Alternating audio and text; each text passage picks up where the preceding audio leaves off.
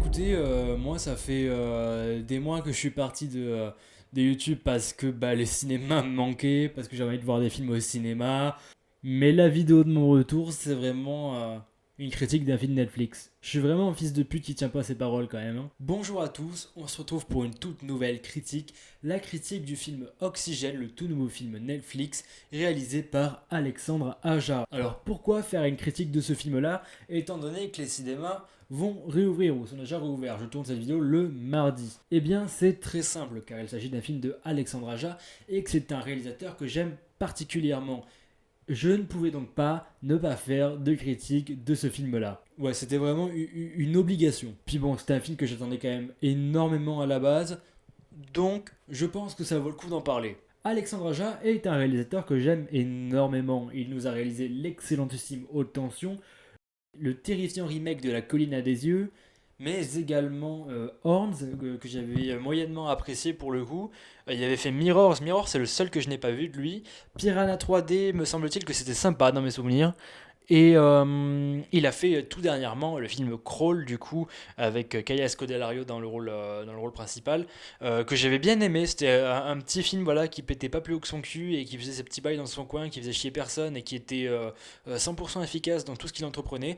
Donc j'ai trouvé le film, franchement, qui remplissait totalement son cahier des charges et qu'il était très très très divertissant. Crawl, pour moi, c'était un très bon film. Et donc il revient 2-3 ans plus tard avec Oxygène, du coup, un film distribué par Netflix et sur la plateforme Netflix, avec dans le rôle titre Alexandre Aja et avec la voix de Mathieu Amalric. Une femme se réveille dans une unité médicale cryogénique, seule, sans souvenir et avec à peine 90 minutes d'oxygène.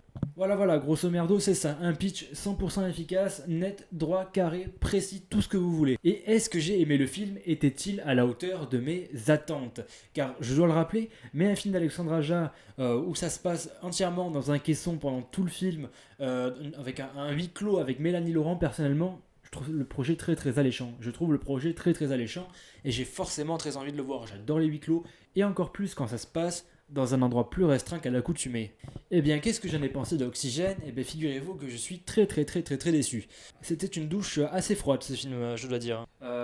Une fois n'est pas coutume chez Netflix, Netflix aime bien saboter ce genre de projet-là. Il aime bien y mettre vraiment sa patte et quitte à poser ses gros doigts bien sur les projets au concept très fort et très prometteur.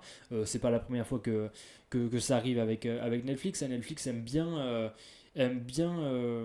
réduire en cendres tous les concepts et toutes les choses intéressantes de ces films.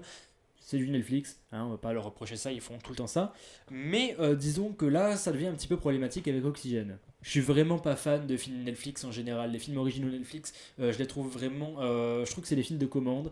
Je trouve qu'ils ne servent seulement que de contenu, à de rares exceptions, voilà, notamment Marriage Story qui est pour moi le meilleur film de cette plateforme. Mais disons que voilà, quand il y a un film au grand potentiel, au concept un petit peu inhabituel, Netflix a tendance toujours à infantiliser un petit peu le film et à le rendre un petit peu plus accessible pour tous ces jeunes ados qui regardent la plateforme. Donc voilà, comme je disais, Oxygène, c'est un film en huis clos, voilà, tourné à l'intérieur d'un caisson. D'ailleurs, grande prouesse technique. Là, il y a une très grande prouesse de ce côté-là. La prouesse du film, c'est vraiment d'avoir réussi à mettre Mélanie Laurent et son ego à l'intérieur d'un caisson pendant 1h50 de film. Ça c'est la prouesse. Arriver à les faire tenir tous les deux dans un petit caisson, moi je pensais pas que c'était possible à la base. Enfin bref, blague à part, je trouve le film au potentiel gâché en fait. On est avec Mélanie Laurent tout du long entre vraiment quatre petites planches, un petit peu comme un cercueil. D'ailleurs, on va faire la comparaison avec le film Buried, voilà, le film de Rodrigo Cortés avec Ryan Reynolds dans le rôle titre. Voilà, un film qui se passe six pieds sous terre où Ryan Reynolds est enterré vivant dans un cercueil. Les films se ressemblent beaucoup, sauf que l'un fait plus d'erreurs que l'autre. Notamment, voilà, Oxygène fait beaucoup d'erreurs sur le concept. C'est un film qui est censé nous faire ressentir un petit peu la claustrophobie. On est censé vraiment être enfermé avec le personnage de Mélanie Laurent et on est censé être oppressé par ce décor et par cette ambiance. Et bien au final, il n'en est rien du tout, puisqu'on se retrouve avec un montage un petit peu hors sujet. Voilà, le montage nous emmène hors du caisson de temps en temps. On a des petits flashbacks qui proviennent de la pensée de Mélanie Laurent. Je trouve ça vraiment très dommage que voilà, le film ne reste pas dans ce caisson. Je trouve que là, le film se tire une balle dans le pied à ce niveau-là. Quand tu veux faire un film de claustro, quand tu veux vraiment faire ressentir le spectateur cette ambiance oppressante et le fait d'être enfermé dans un espace restreint, reste dans le cercueil, filme dans le cercueil, fais des plans vraiment très serrés, essaie de tenter des choses au niveau de ta mise en scène. Là, pour le coup, voilà, on nous fout plusieurs séquences de flashback avec des petits plans qui durent, allez, je sais pas, une dizaine de secondes à chaque fois, avec des gros paysages, des gens qui s'embrassent, des gens qui s'aiment et tout ça. Et c'est là que je trouve ça dommage, quoi. Le film nous emmène dans des endroits où on n'a pas envie d'y aller. On a envie de rester dans ce putain de caisson pour ressentir tout ce que ressent le personnage de Mélanie Laurent. Or, on ne ressent rien du tout dès la première fois où on a un flashback. Surtout que voilà, ces flashbacks sont issus de la pensée du coup du personnage de Mélanie Laurent. Et ce que je trouve dommage, c'est que voilà, encore une fois, Netflix cherche à nous infantiliser et à nous prendre un petit peu trop par la main selon moi. Le spectateur est capable d'imaginer toutes les choses que pense Mélanie Laurent. On le voit, on le sait que Mélanie Laurent a un mari, on le sait qu'elle a des gens qu'elle aime. On le voit, il y a une séquence qui est très belle pour le coup. C'est une séquence où elle va regarder un petit peu des photos dans son caisson. Elle regarde des photos qui sont un petit peu interactives. Ça, c'est une bonne idée pour nous faire ressentir quelque chose. Là, on ressent un minimum de sensations. Et on aurait très bien pu s'arrêter là. On n'avait pas besoin d'aller en plus dans les pensées de Mélanie Laurent. Là, pour le coup, je trouve ça vraiment dommage. C'est vraiment Netflix qui nous prend un petit peu pour des gamins et qui nous dit écoutez les gars, on sait très bien que vous n'êtes pas capable d'imaginer ça, on va vous mâcher le travail et on va vous montrer vraiment tout ce que Mélanie Laurent ressent et à qui elle pense, pourquoi elle y pense. On cherche à tout nous expliquer. Et oui, parce qu'il faut bien faire plaisir aux ados de 16 ans qui vont regarder Netflix. Enfin bon, voilà, pour moi, ce film, c'est vraiment du nivellement vers le bas niveau culture, quoi. C'est vraiment, on peut s'imaginer tout ça, on n'a pas besoin de sortir du caisson pour s'imaginer tout ça. Le film aurait nettement gagné en suspense et en oppression en restant dans son caisson. Donc voilà, pour moi, le film se tire une balle dans le pied de ce côté-là et ça nous sort complètement de choses. Et pour moi, c'est vraiment le principal défaut. En plus du rythme qui est très très long, je vous rappelle que le film fait 1h50 et 1h50 dans un caisson, c'est long, c'est très très long, d'autant plus que la mise en scène n'est pas folle et ne propose pas vraiment des choses très intéressantes. Le scénario est prévisible, alors personnellement le scénario je l'ai vu venir à des kilomètres, ce twist est prévisible à mort.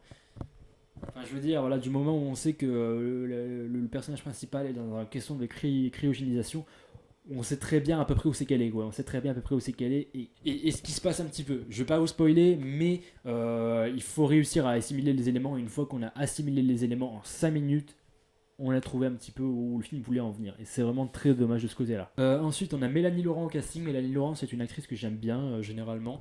Mais là, pour le coup, je trouve qu'elle cabotine un petit peu. J'ai l'impression qu'elle ne sait pas trop dans quoi elle s'embarque. J'ai l'impression qu'elle ne comprend pas vraiment le scénario. Et je n'ai pas cru à son jeu une seule seconde. Il y a une séquence où... Ah non, je peux pas vraiment vous la... Il y a une séquence où elle dit quelque chose. Je vais pas vous spoiler parce que bon, c'est une phrase clé de l'intrigue où elle dit quelque chose et elle va le répéter plusieurs fois, tu vois. Elle va le répéter plusieurs fois alors que c'est ultra obvious ce qu'elle dit. C'est comme si par exemple elle me disait je m'appelle Mélanie, je m'appelle Mélanie, je m'appelle Mélanie. Voilà, imaginez, elle fait ça pendant 5 minutes. On le sait quoi. Encore une fois, il y a une prise par la main que je trouve assez sidérante et qui m'énerve un petit peu. Je trouve elle n'arrive pas à saisir l'ampleur de son personnage, elle n'arrive pas à saisir un petit peu l'ampleur de l'écriture malheureusement. Pareil pour la subtilité, malheureusement le film n'est pas très subtil, hein. On commence vraiment sur une sorte de petit générique en intro avec un rat dans un labyrinthe quoi. On nous fait chier pendant tout le film avec ces souris de laboratoire là, et je trouve ça vraiment dommage.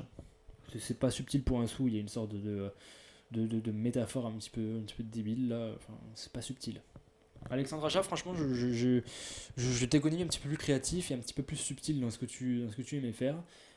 C'est dommage, c'est plutôt dommage. Après voilà, je vais pas encore une fois poser vraiment la faute entièrement sur toi.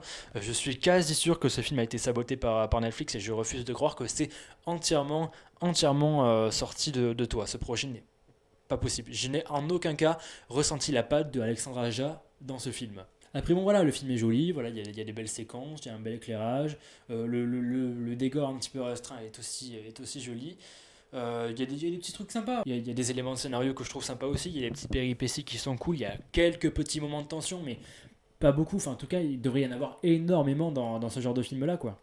Et il n'y en a pas assez, selon moi. Il n'y en a pas assez. Et vraiment, cette ambiance anxiogène n'est pas assez présente à mon goût.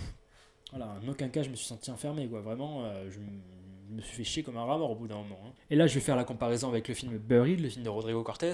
Le film Buried, vraiment, se déroulait H24. Vraiment, c'est 1h30 de film de Buried se déroulait vraiment tout le temps dans le cercueil 6 pieds sous terre, quoi. Alors vraiment, le cercueil est très très restreint, du coup, c'est un espace clos, bien entendu. Et il y avait des plans qui étaient vraiment très très bien filmés, très très bien trouvés. Quelques plans, voilà, un petit peu too much, voilà, mais c'est un petit peu normal, voilà, quand on fait un film de 1h30 dans un cercueil, il faut bien se renouveler un petit peu, quitte à prendre un petit peu des risques au niveau de la mise en scène, et je trouvais qu'il le faisait très très très très bien. Il y avait des plans de 15 mètres de haut, je me rappelle, dans Buried, qui étaient très impressionnants, et encore plus anxiogènes, je trouve. Et là, pour le coup, ben, je trouve que le film ne marche pas comme ça, il n'y arrive pas vraiment, et se perd un petit peu dans ce qu'il essaye de faire. Pour moi, c'est Alexandre Aja qui n'assumait pas du tout son film et qui n'assumait absolument pas le concept jusqu'au bout. Quand on tient un concept comme celui-ci, on se doit de l'assumer jusqu'au bout. Et en plus, bah, Buried, je trouvais qu'il était déjà un petit peu long au bout d'un moment, je le trouvais un petit peu longué. Alors là, ouais, 20 minutes de plus, ça fait quand même un petit peu beaucoup. Et puis le final de Buried était transcendant, j'en ai la chair de poule rien que d'en parler. Ce final, ce twist final, cette fin m'a choqué et m'a mis en PLS pendant quelques heures et ça m'avait choqué à l'époque. Là, ce twist final, ce final sans vous spoiler, c'est un final à la Disney selon moi. C'est un final beaucoup trop clair, beaucoup trop happy, beaucoup trop heureux selon moi et très prévisible encore une fois. Je vais pas vous le dévoiler bien entendu, mais je le trouve vraiment très très très très très décevant et aux antipodes de ce que peut faire Alexandre Aja habituellement. C'est bien dommage parce qu'Oxygène avait tout pour me plaire sur le papier. Sur le papier c'est très très bien, franchement il n'y a rien à redire, mais c'est vraiment au niveau de l'exécution qu'il y a un sacré problème quand même. Donc voilà, très déçu de Oxygène, je ne vous le conseille pas forcément, je vous conseille plutôt de regarder Buried, le film de Rodrigo Cortés, avec Ryan Reynolds dans le rôle titre. Regardez-le, ça vaut le coup. En attendant, moi je vous fais plein de bisous. Voilà, n'hésitez pas à aller checker mon compte Instagram pour plus de critiques, plus de concours, plus de contenu. Voilà, c'est très sympa. Rejoignez la communauté cinéphile d'Instagram, elle est très très très sympa. En attendant, on se retrouve prochainement pour de nouvelles vidéos, de nouvelles critiques. D'ailleurs, bientôt, il y aura une sorte de petit documentaire sur la réouverture des salles de cinéma et sur l'impact qu'a eu le Covid sur les salles de cinéma. Voilà, ça sortira courant mai. J'espère que ça vous plaira. Il y aura des petits intervenants du style des exploitants par exemple. Ça va être plutôt sympa. Plein de projets, voilà, plein de nouveaux projets, plein de trucs plutôt cool. En tout cas, profitez-en, les salles de cinéma sont rouvertes, il y a plein de films à l'affiche. D'ailleurs, j'ai fait une vidéo sur les films qui vont sortir en mai, n'hésitez pas à aller la voir, je vous mets un petit lien qui s'affiche par ici. En attendant, je vous fais plein de bisous, je vous dis à la prochaine, ciao.